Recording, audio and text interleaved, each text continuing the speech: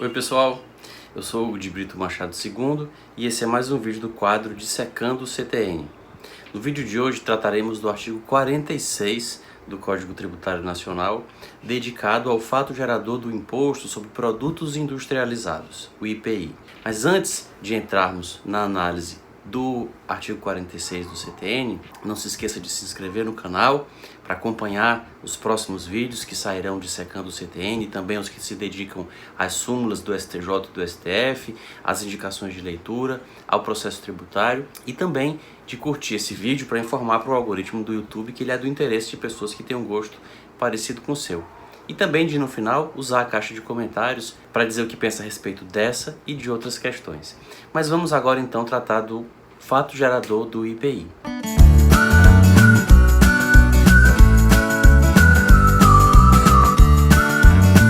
Basicamente, de acordo com o artigo 46 do CTN, que aparece aqui na parte de baixo do vídeo, o IPI pode ter 3 fatos geradores diferentes, ou a obrigação de pagar o IPI pode ter 3 fatos geradores diferentes, ou pode ser gerada pela ocorrência de 3 fatos diferentes, que são basicamente a importação de produtos industrializados, a saída do estabelecimento industrial de um produto industrializado e a arrematação em um leilão de um produto industrializado.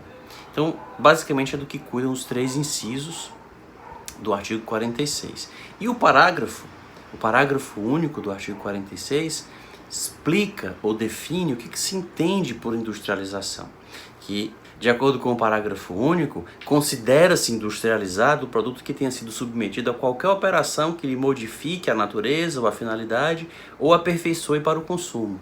Então, com base nesse parágrafo, por exemplo, o STJ tem entendido como válida, inclusive, a incidência do IPI sobre recondicionamento.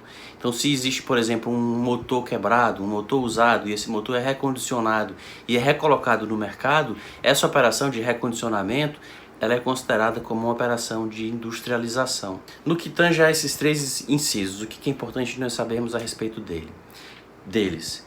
Primeiro, em relação à incidência do IPI na importação. Pode-se questionar haver aí um bis in idem, porque a União estaria tributando 2 vezes o mesmo fato. Ela tributa com o imposto de importação e tributaria também com o IPI.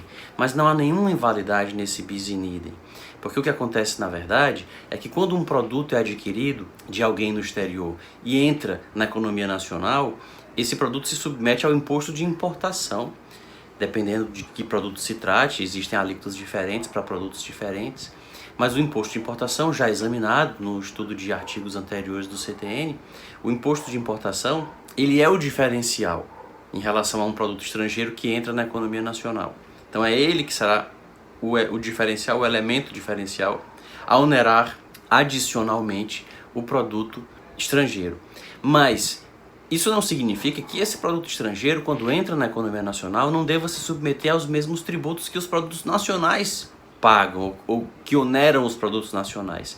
Então, se alguém no Brasil fabrica alguma coisa e nessa condição e vende isso que foi fabricado, então uma fábrica brasileira produz determinado bem e coloca esse bem no mercado. Essa fábrica estará sujeita ao IPI, estará sujeita ao ICMS, estará sujeita ao PIS e a COFINS. Então, tanto o IPI como o ICMS, como o PIS e a COFINS podem, portanto, incidir na importação de um produto estrangeiro, além, naturalmente, de incidir o imposto de importação. Então, o produto estrangeiro, ao entrar no país, paga todos os tributos, ou quem o importa, naturalmente, paga todos os tributos que um produto nacional pagaria, se estivesse sendo também introduzido na economia por uma fábrica, mas também o de importação, que é, como disse, o elemento diferencial. Então, portanto, não há inconstitucionalidade ou invalidade nesse bis in idem. Além disso, se houvesse algum tipo de bis in idem, isso seria válido porque estaria autorizado pela Constituição. A Constituição não tem nenhum artigo que proíba a bitributação ou bis in idem. Ela tem artigos que o fazem indiretamente. Então, quando o artigo 146 da Constituição diz que cabe à lei complementar dirimir conflitos de competência, indiretamente ela está dizendo que as competências não podem se sobrepor e, portanto, os entes não podem cobrar tributos não podem tributar fatos que seriam tributados por outros entes. Então, do artigo 146, nós extraímos indiretamente a ideia de que não pode haver bitributação, que seriam dois entes tributantes tributando o mesmo fato jurídico.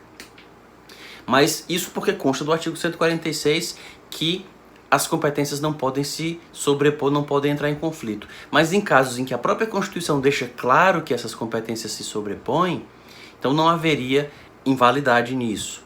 E o outro artigo que sugere a impossibilidade de bis in idem, que acontece quando o mesmo ente tributa duas vezes o mesmo fato, ou bitributação, quando entes diferentes tributam duas vezes o mesmo fato, está no artigo 154, que cuida da competência residual, 154 da Constituição, que cuida da competência residual. Então, quando o artigo 154 da Constituição, ao tratar da competência residual, estabelece que a União pode criar novos impostos, desde que sejam diversos dos que já existem, já estão elencados na Constituição, nos artigos 153, 155, 156, também aí a Constituição está dizendo que não pode haver sobreposição das competências.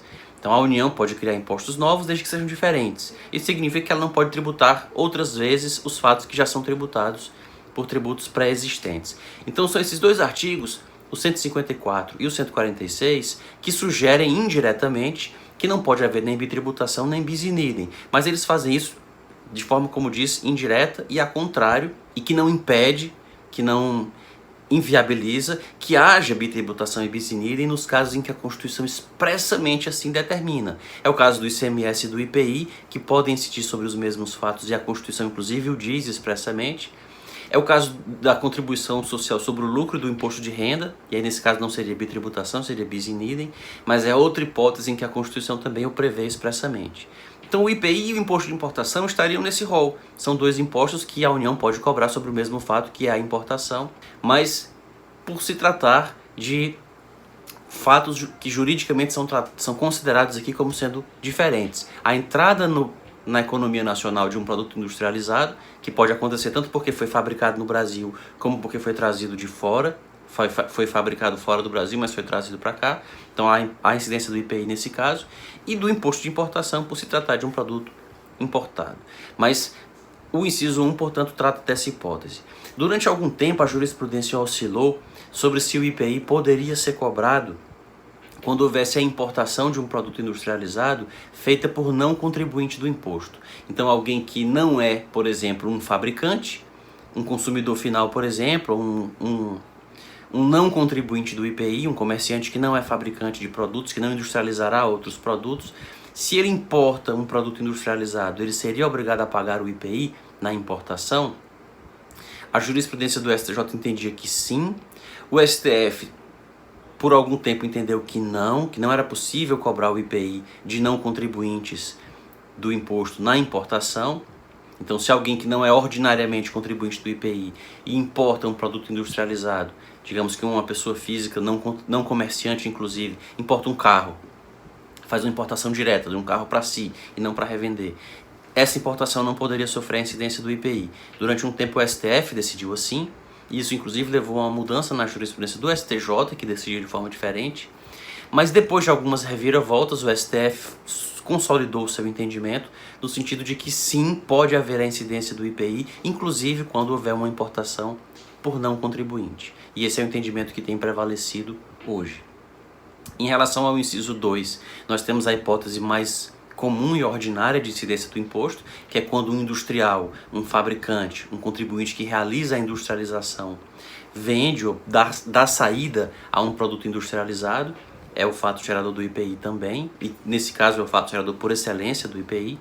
E temos o inciso 3, que cuida da arrematação. E aqui é importante lembrar, a arrematação de um produto que estaria sujeito ao IPI e que foi apreendido, por exemplo, numa importação, foi decretado o perdimento de um produto porque ele estava sendo, por exemplo, objeto de descaminho, e o produto foi apreendido e o tributo não foi cobrado do importador que cometia o descaminho, mas alguém depois arremata. Esse alguém que arremata será contribuinte do IPI quando da arrematação.